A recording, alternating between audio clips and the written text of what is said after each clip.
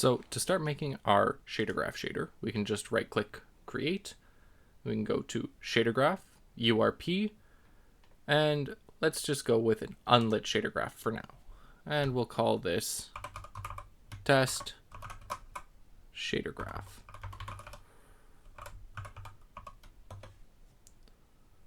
And before we hop into it, we're also just going to quickly create a material.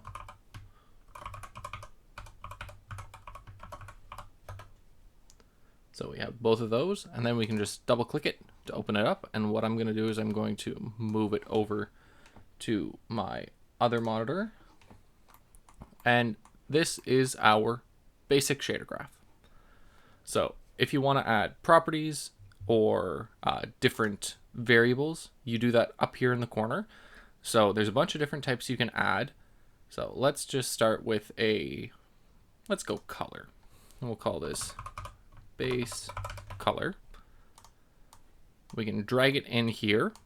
And by default, the base color is going to be a vector 4. So it's going to have an alpha channel, even if we're not using a transparent material.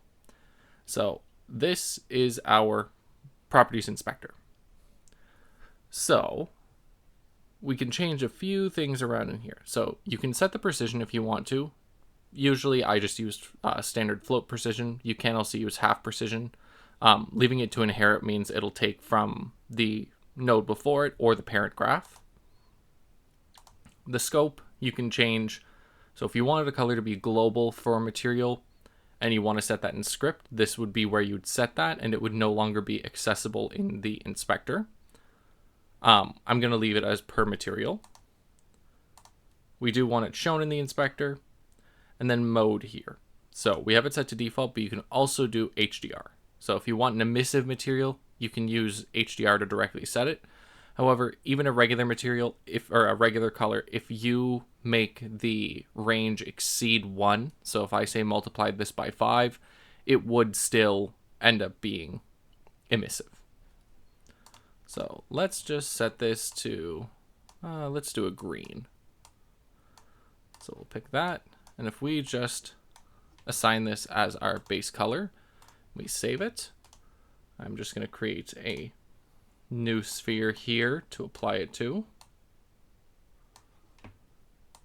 And I'll put that on. And now with that assigned, you can see that our sphere has that green color. We switch you over. Since we made sure that that property was exposed in the inspector, we can modify it here and change the color if we want to. For other properties, we can do something like a float. We can call this, let's call it color intensity. And we can drag this float in here. And what we can do is we can drag out and get a multiply here. And we can multiply it with our color intensity. And we can put that out as our base color.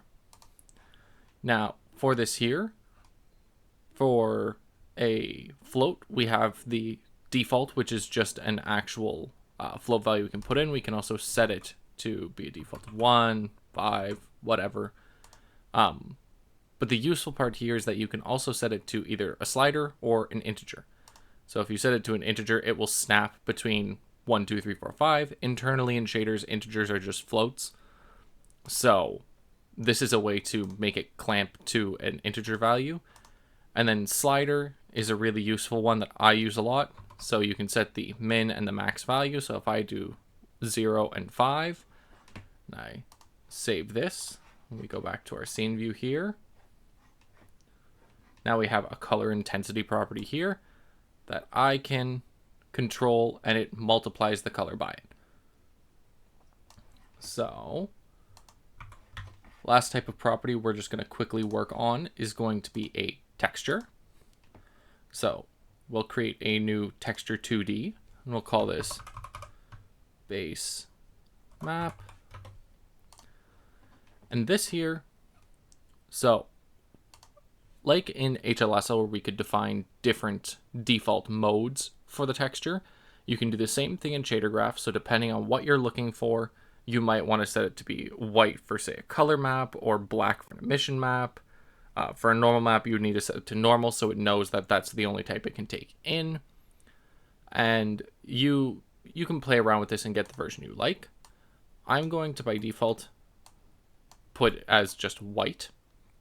Now, this property is just a texture itself. Like in HLSL, we need to actually sample the texture.